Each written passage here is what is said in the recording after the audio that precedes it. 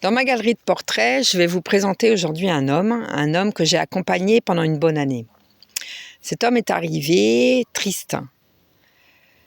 Il était sombre, il était pas perdu parce qu'il savait bien là où il en était, mais il était bloqué.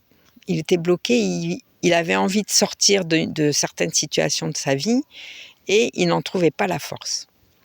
Il vivait avec une femme depuis très longtemps, avec laquelle il avait eu des enfants, qui étaient à leur tour adultes, qui avaient fait des études, avaient accompli leur propre cheminement d'être.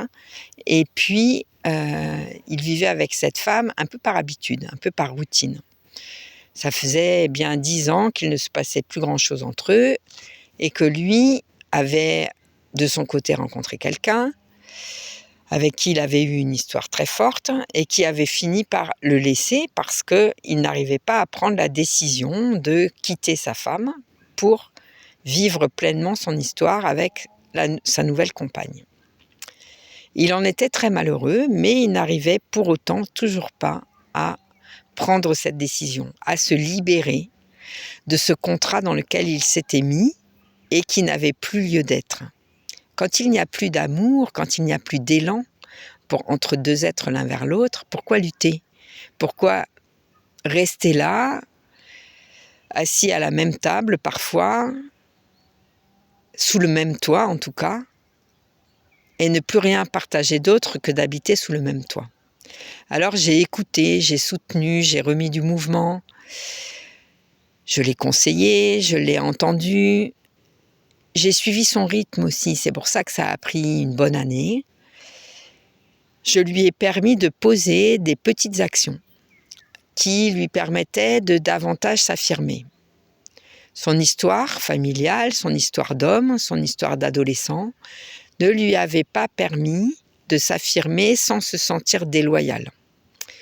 Donc, il était temps de lever ces interdits-là, de lever ces barrières-là pour permettre son évolution.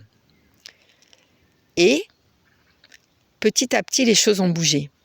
L'espace s'est ouvert et un jour, c'est elle, sa femme, qui lui a annoncé qu'elle avait quelqu'un dans sa vie et qu'elle souhaitait reprendre sa liberté. Ce dont il avait un peu l'intuition, mais il n'en avait jamais vraiment parlé ni l'un ni l'autre. Et donc, il a pu recouvrer sa liberté parce que petit à petit, presque imperceptiblement à certains endroits, il s'était affirmé d'une manière différente, il avait posé d'autres espaces de liberté.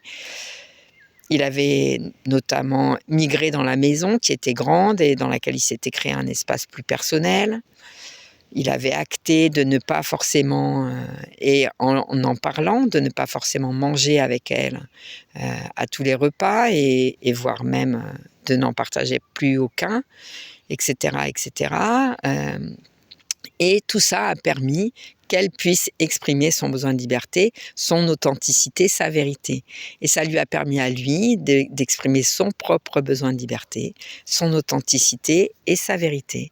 Et je suis très heureuse d'avoir accompagné ce mouvement-là.